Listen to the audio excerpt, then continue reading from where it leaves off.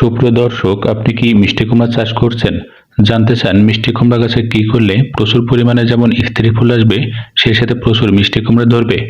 মিষ্টি কুমড়া গাছে কি কি সার ব্যবহার করলে গাছে দ্রুত স্ত্রী ফুল আসবে, এবং সেই সাথে কি কি সার ব্যবহার করলে গাছে যেমন প্রচুর মিষ্টি কুমড়া ধরবে, সেই সাথে মিষ্টি কুমড়ার সাইজ হবে অনেক বড়।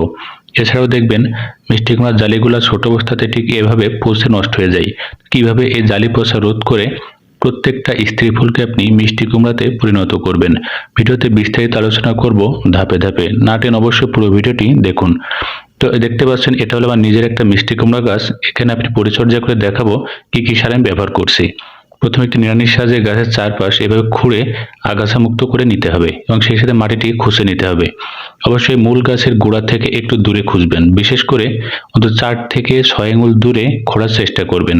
কারণ গাছের গোড়ায় খুললে গাছের শিকড় কাটা পড়ে, ফলে গাছের বৃদ্ধি কমে যায়। গাছের চারপাশে ঠিক এরকম গোলাকার একটি রিং শেপের, অর্থাৎ ঠিক অগভীর একটি নালা তৈরি করে ঠিক এভাবে সার দেওয়ার জায়গা তৈরি করুন। কারণ মাটির উপরে সার দিলে সার নষ্ট হয়। প্রথমে দিতে হবে 10 গ্রাম ইউরিয়া সার। ইউরিয়া সার দিলে গাছের পাতা সবুজ হয়, সালোক সংশ্লেষণ বৃদ্ধি পায়, ফলে গাছের বৃদ্ধি দ্রুত হয়। অর্থাৎ গাছে প্রচুর পরিমাণে নতুন নতুন কুড়ি আসতে শুরু করে। এটা আপনার বয়স্ক বা যে কোনো বয়সের মিষ্টি কুমড়া গাছে দিতে পারেন। এরপরে থাকছে টিএসপি সার 20 গ্রাম। অর্থাৎ ইউরিয়া সার যে পরিমাণে দিবেন তার ডবল পরিমাণে টিএসপি সার ব্যবহার করবেন। টিএসপি সারের প্রধান কাজ হলো ফুলের কুড়ি তৈরি করা। এটি ব্যবহার করলে গাছের দ্রুত প্রচুর পরিমাণে স্ত্রী ফুলের কুড়ি আসবে। এরপরে দিতে হবে ডিএপি সার। একটা কথা বলি, ইউরিয়া সার ব্যবহার করলে সাধারণত ডিএপি সার খুব বেশি দেওয়ার দরকার পড়ে না, কারণ ইউরিয়া সার ডিএপি সারের কার্যকারিতা একই ধরনের। ইউরিয়া সার কম দিলে কিছু পরিমাণে ডিএপি সার দিতে পারেন। এরপরে থাকছে এমওপি বা মিউরেট অফ পটাশ সার। এটা অবশ্যই দিতে হবে 7 থেকে 8 গ্রাম। এটি ব্যবহার করলে গাছের গোড়ায় দ্রুত নতুন নতুন শিকড় গজায়। অনেকে বলে থাকেন গাছে কয়েকটা ফুল ধরেছে, নতুন করে গাছে বৃদ্ধি হচ্ছে না। অবশ্যই পটাশ সার ব্যবহার করবেন, গাছে নতুন করে ফুল আসবে। এরপরে ব্যবহার করব সালফারযুক্ত ছত্রাকনাশক থিওবিট 5 গ্রাম। এই থিওবিট ব্যবহার করলে মাটির ভিতরে থাকা ক্ষতিকারক জীবাণু পোকামাকড় নষ্ট হয়। এটা অবশ্যই ব্যবহার করবেন। এটির পাশাপাশি যদি ব্যবহার করতে চান, ফুরাডান ইউজ করতে পারেন। ফুরাডান থিওবিটের মতোই মাটি জীবাণুমুক্ত করে থাকে, খুবই কার্যকর। এরপরে থাকবে কিছু পরিমাণে গোবর সার, অথবা যে চা পাতি থাকবে, অর্থাৎ চায়ের দোকানে চা খাওয়ার পরে যে চা পাতি ফেলে দেয়, চা পাতি সংগ্রহ করে ব্যবহার করতে পারেন, অথবা গোবর সার ব্যবহার করতে পারেন অর্গানিক সার হিসাবে। তো প্রত্যেকটি সার ভালো করে দেওয়া হয়ে গেলে এর চারপাশে মাটি দিয়ে এই যে নালাটি তৈরি করেছিলাম, অর্থাৎ নালার ভিতরে যে সার ব্যবহার করলাম, ঠিক এইভাবে মাটিটি ঢেকে দিন। এভাবে সার ব্যবহার করলে কি হয়, মাটির উপরে সার দিলে সারের গুণাগুণ নষ্ট হয়, কিন্তু এভাবে সার দিলে সারটি দীর্ঘদিন ধরে কাজ করে, কোনো গুণাগুণ নষ্ট হয় না। এরপরে গাছের উপরে পানি দিন। খেয়াল রাখবেন গাছে গোড়ায় যেন পানি জমে না থাকে, কারণ খুব বেশি গাছে গোড়ায় যদি পানি জমে থাকে, সেক্ষেত্রে সারের একটা রিয়াকশন থাকে, অনেক সময় গাছের শিকড় পচতে পারে। তাই অবশ্যই পর্যাপ্ত পরিমাণে পানি দিবেন। এতে করে দেখবেন গাছের দ্রুত ফুল আসবে, দ্রুত মিষ্টি কুমড়ার জালি আসতে শুরু করবে।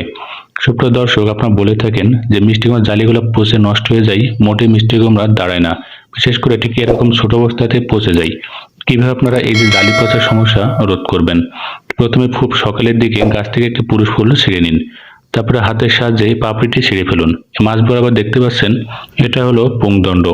এই পুংদণ্ড দিয়ে কি করবেন, এটা স্ত্রী ফুল দেখতে পাচ্ছেন মাঝ বরাবর, এটা হলো গর্ভাশয়। ঠিক এভাবে ভালো করে ঘষতে থাকুন। এটা প্রত্যেকদিন সকাল 8টা থেকে 9টার ভিতরে করবেন। তাহলে এই পরাগায়নটি করার ফলে একটা স্ত্রী ফুলও নষ্ট হবে না, প্রতিটি স্ত্রী ফুল মিষ্টি কুমড়াতে পরিণত হবে। এছাড়াও দেখবেন বিভিন্ন পোকামাকড় আক্রমণ ঘটে, যার কারণে জালিগুলো নষ্ট হয় বা মিষ্টি কুমড়াগুলো পচে যায়। কিভাবে সেই পোকামাকড় রোধ করবেন? তার জন্য একটি 1 টাইম গ্লাস বা যে কোনো একটি পাত্র নিয়ে তার ভিতরে কিছু পরিমাণে পানি নিতে হবে। এরপর নিতে হবে একটি বড় সাইজের পেঁয়াজ। এই পেঁয়াজটি কেটে ভালো করে কুচি কুচি করতে হবে। এরকম করার পরে এই যে পেঁয়াজ কুচি থাকবে, এটা এই পাত্রের ভিতরে অর্থাৎ পানির ভিতরে কিছু পরিমাণে নিয়ে ভালো করে ভিজিয়ে অন্তত 2 থেকে 3 ঘন্টা রেখে দিন। 2 থেকে 3 ঘন্টা রাখলে এর ভিতর নির্যাসটি পানির ভিতরে চলে আসবে। তারপর আরেকটি পাত্র নিয়ে ছাঁকনির সাহায্যে ভালো করে ছেঁকে নিন। অর্থাৎ আমরা শুধুমাত্র নির্যাসটি নেওয়ার চেষ্টা করব। এরপর নিতে হবে হলুদের গুঁড়া। হলুদের গুঁড়া একটি অ্যান্টিফাঙ্গাল এবং অ্যান্টিব্যাকটেরিয়াল এজেন্ট। এটি যে কোনো ছত্রাক, ব্যাকটেরিয়া, ভাইরাস অর্থাৎ যে কোনো পোকামাকড়ের বিরুদ্ধে প্রাকৃতিকভাবে কাজ করে। তো অবশ্যই 1 থেকে 2 চামচ ভালো করে নিয়ে এর সাথে মিশে ফেলুন। ভালো করে উপরে ছিটিয়ে দিন। তাহলে দেখবেন পোকামাকড় তো থাকবে না, স্ত্রী ফুল নষ্ট হবে না, প্রচুর পরিমাণে মিষ্টি কুমড়া ধরবে গ্যারান্টি সহকারে। এছাড়াও দেখবেন এই যে দেখতে পাচ্ছেন কৃষককে হাতে বড় বড় মিষ্টি কুমড়া নিয়ে দাঁত কেলে হাসছে।